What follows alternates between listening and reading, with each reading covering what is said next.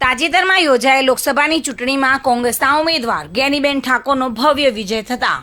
ખાનગી ન્યૂઝ ચેનલોમાં વિજેતા ઉમેદવાર જ્ઞાનીબેન ઠાકોરની ડિબેટ ચાલી રહી હતી અને તે દરમિયાન કેટલાક યુવાનો દ્વારા ઠાકોર સમાજની બેન દીકરીઓ સામે કોમેન્ટ કરી અપશબ્દોનો ઉપયોગ કરાતા ઠાકોર સમાજમાં ભારે આક્રોશ છવાયો છે।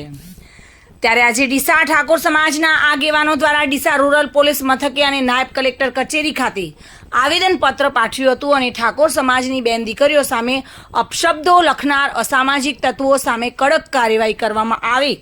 તેવી માંગ કરવામાં આવી હતી। ચૂંટણીમાં હાર જીત થતી રહે છે ત્યારે કોઈ સમાજને ટાર્ગેટ કરી વાંચી ન શકાય તેવા અપશબ્દો ખાનગી ચેનલના કોમેન્ટ બોક્સમાં લખવા કેટલું યોગ્ય છે? રાજ્ય ગૃહમંત્રી હર્ષ સંઘવી, બનાસ ડેરીના ચેરમેન અને વિધાનસભા અધ્યક્ષ શંકરભાઈ ચૌધરી સહિત જિલ્લા પોલીસ વડા દ્વારા તાત્કાલિક અસરથી આવા અસામાજિક તત્વોને ઝડપી પાડી કાયદેસરની કાર્યવાહી કરવામાં આવે, નહીં તો સમગ્ર બનાસકાંઠા જિલ્લામાં ઠાકોર સમાજના આગેવાનો અને હોદ્દેદારો સહિત યુવાનો ગાંધી ચિંધ્યા માર્ગે ઉગ્ર આંદોલન કરવાની ચીમકી ઉચ્ચારી છે। ભવાનજી માલાજી ઠાકોર, બનાસકાંઠા જિલ્લા મહામંત્રી। જ્યારે 4 તારીખના દિવસે મતગણતરી ચાલુ હતી અને એ મતગણતરીના દિવસે લાઈવ ટીવી ચેનલ ચાલુ હતી અને એ ટીવી ચેનલની અંદર લાઈવમાં બનાસકાંઠાના કોઈ પણ ગામડાના કોક ભાઈ 3 થી 4 માણસો છે,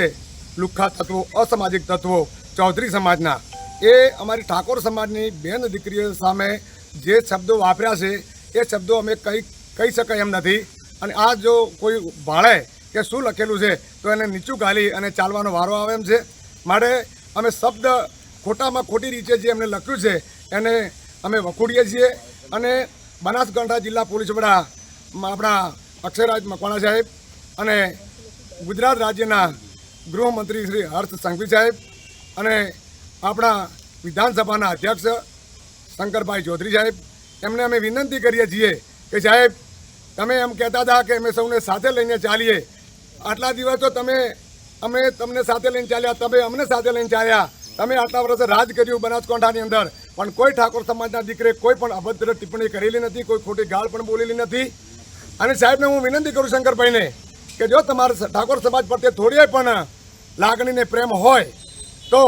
8 દિવસની અંદર આ જે નરાધમો છે અને જે ગાળો લખી છે એમને તાત્કાલિક પકડી પોલીસના હવાલે કરી અને જાહેરમાં ઠાકોર સમાજની સામે માફી માગે,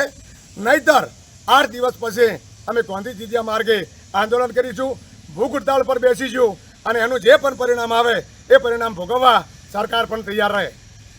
મારું નામ અજમલજી નાથુજી રાનેરા, ગામ રામસણ, તાલુકો ડીસા, ડીસા તાલુકા કોંગ્રેસ પ્રમુખ। 4 તારીખની ગણતરીના દિવસે લાઈવ ડિબેટમાં ચાલતી રિઝલ્ટોની સરસાઈમાં એક હાર્દિક ચૌધરી કરીને